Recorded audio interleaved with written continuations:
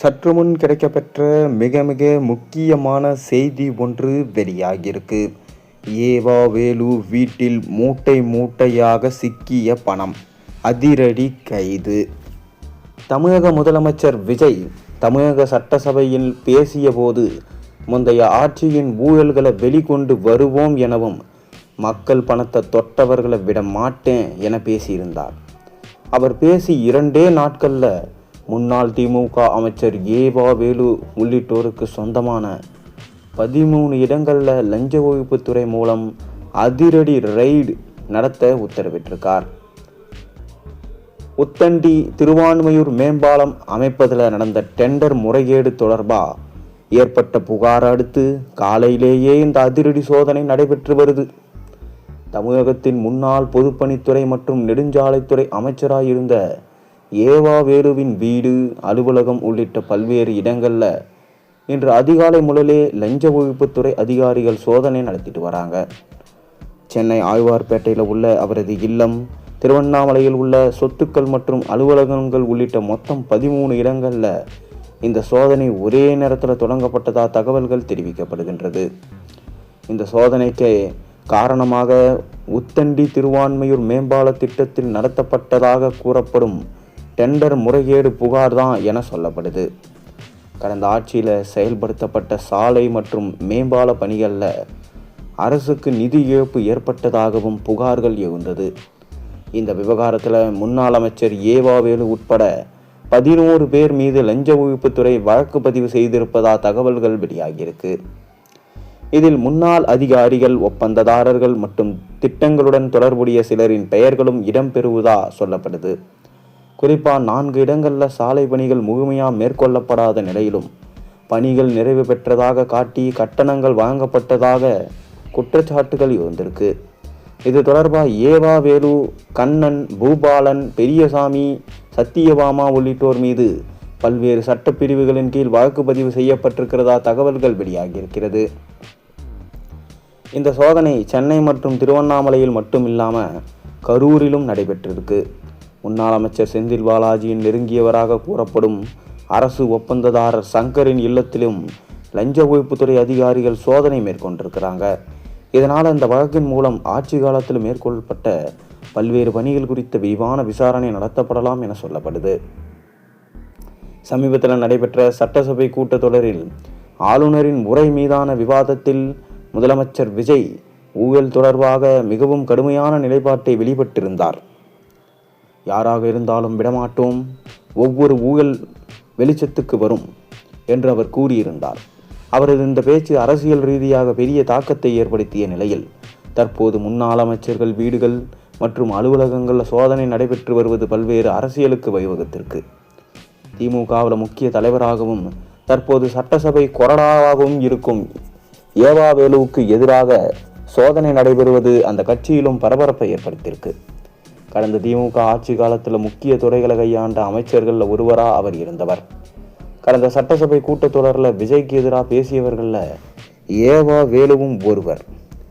ஏவா வேலு மட்டுமல்லாது முன்னாள் அமைச்சர் செந்தில் பாலாஜி, KN நேரு ஆகியோருக்கு எதிரான வழக்குகளும் தூசி தட்டப்பட்டு அடுத்தடுத்து விசாரணைக்கு வர இருப்பதா சொல்லப்படுது.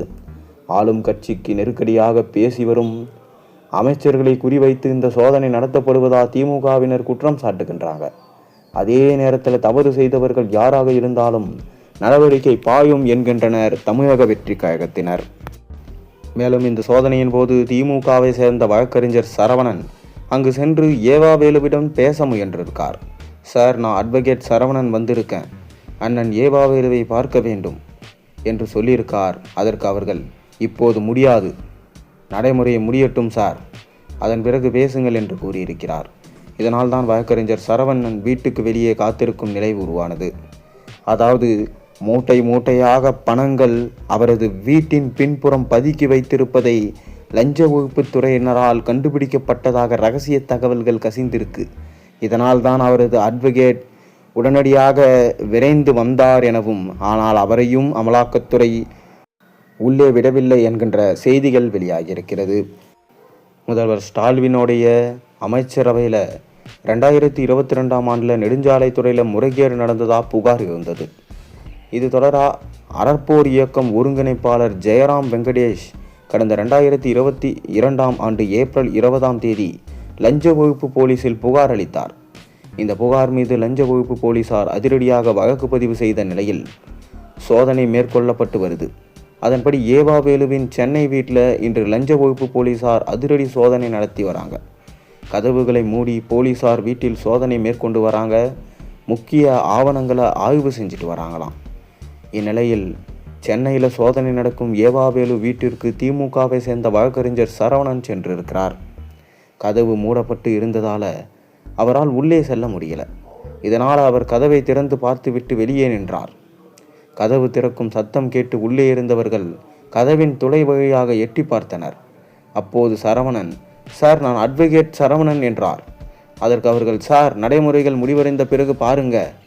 அதற்கு சரவணன், எப்போது முடியும்? ஏவாவேலு அண்ணன் உள்ளேதான் இருக்கிறாரா?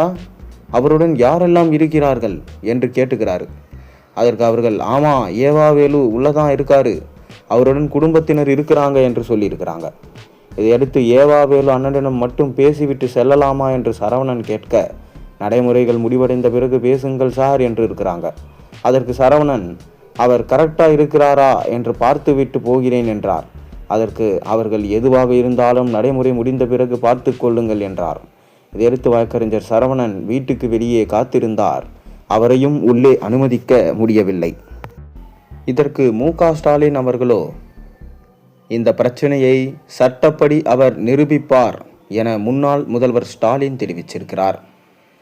அதாவது தொடர்ந்து ஏவாவேலுவின் வீட்டில் அதிரடி சோதனைகள் நடத்தப்பட்டு வருது. இது அரசியல் பழிவாங்கும் நோக்கத்துடன் திமுக ஆட்சி காலத்தில் ஊழல் என இதுவரை தொடரப்பட்ட ஒரு வழக்கில் கூட குற்றச்சாட்டுகளை நிரூபிக்க முடிந்ததில்லை என்பதுதான் வரலாறு என கூறியிருக்கிறார். ஆளும் கட்சியினரின் இந்த மிரட்டலுக்கெல்லாம் அஞ்சிடும் இயக்கம் அல்ல திமுக. இதைவிட பெரிய அடக்குமுறைகளையே பார்த்தவர்கள் நாங்கள். இதையும் எதிர்கொண்டு வெற்றி பெறுவோம், இவ்வாறு ஸ்டாலின் தெரிவிச்சிருக்கிறார்.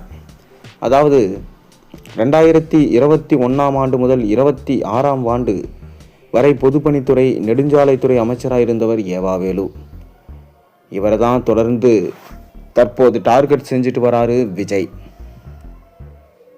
மேலும் தொடர்ந்து இவரது வீட்டில் சோதனைகள் நடந்து கொண்டு தான் வருது. இப்போ வரைக்கும் முடியலையா. பல்வேறு ஆவணங்கள் கைப்பற்றப்பட்டதா தகவல்கள் மட்டும் கசிந்திருக்கு. பொதுவாக லஞ்ச ஒழிப்புத்துறையினர் எஃப்ஐஆர் போட்டுவிட்டு இது போன்ற சோதனையில் ஈடுபடுவாங்க. ஆனால் ஏவாவேலு வீட்டில் எதற்காக சோதனை நடைபெறுகிறது, எந்த வழக்கு, யார் புகார்தாரர் போன்ற விவரங்கள் இன்னும் தெரியாமல் இருக்கான். ஏவாவேலு சாலை பணிகள், கட்டிடம் கட்டும் பணிகளுக்காக அமைச்சராக இருந்தபோது அவர் தொடுத்த ஒரு டெண்டர் காரணமாக அதில் பல்வேறு ஊழல் நடந்தது. அதற்காக தான் அவர் வீட்டில் தற்போது ரெய்டு நடத்தப்பட்டு வருகிறது என்கின்ற தகவல் மற்றும் கசிந்திருக்கிறது. அதாவது இந்து சமய அறநிலைத்துறை அமைச்சர் ரமேஷ் பல்வேறு குற்றச்சாட்டுகளை அடுக்கியிருந்தார். குறிப்பாக நீலகிரி மாவட்டத்தில் மாதம் வெறும் 500 பேர் மட்டும் வந்து செல்லும் கோவில்களுக்கு மல்டி லெவல் கார் பார்க்கிங் கட்ட முந்தைய அரசு செலவு செய்திருக்கிறது என்று விமர்சித்தார். அந்த கோவிலுக்கு வரும் பக்தர்களுக்கு பாத்ரூம் வசதி செய்து கொடுக்கல, ஆனால் மல்டி லெவல் கார் பார்க்கிங் என்கின்ற பெயரில் வீண் செலவு செய்யப்பட்டிருக்கு என்று விமர்சித்தார். இந்து சமய அறநிலையத்துறையுடன் மட்டும் இந்த குற்றச்சாட்டுகள் நின்றுவிடல. நெடுஞ்சாலைத்துறை, பொதுப்பணித்துறை என பல்வேறு துறைகளில் 800க்கும் அதிகமான குற்றச்சாட்டுகளை திமுக எதிர்கொண்டிருக்கிறது. இதில் முக்கியமானதுதான் நெடுஞ்சாலைத்துறை. கடந்த ஆட்சியில் சென்னை திருப்பதி நெடுஞ்சாலை 4 வழி பாதையா மாற்றும் பணிகள் நடைபெற்றது. இந்த பணிகளுக்காக ஜவ்வூடு மண் எங்கிருந்து எவ்வளவு எடுக்கப்பட்டது என்பதில் தான் பிரச்சனை வெடித்திருக்கான். அதாவது நெடுஞ்சாலை போடுவதற்காக திருத்தணியை சுற்றியிருக்கும் ஏரியிலிருந்து ஜவ்வூடு மண் எடுக்கப்பட்டிருக்கு. குறிப்பாக பட்டாபிராமம் ஏரியில் 5 அடி ஆழம் வரை மட்டுமே மண் எடுக்க அரசு அனுமதித்தது. ஆனால் தினமும் சுமார் 12 அடி ஆழம் வரை மண் எடுக்கப்பட்டதாக புகார்கள் எழுந்தன. கொஞ்ச நாட்களிலேயே மண் காணாமல் போவதை உணர்ந்த அப்பகுதி மக்கள் புகார் அளிச்சிருக்கிறாங்க. ஆனால் இதற்கு எந்த தடையும் விதிக்காமல் சில நாட்களிலே தடையை மீறி மண் அள்ளப்பட்டதாகவும் சொல்லப்படுகிறது. கடந்த ஆட்சியில் நடந்த ஊழல்கள், லஞ்சம், முறைகேடுகள் காரணமாக அதிருப்தி அடைந்த மக்கள் தொடர்ந்து தாவேகாவை தேர்ந்தெடுத்தாங்க.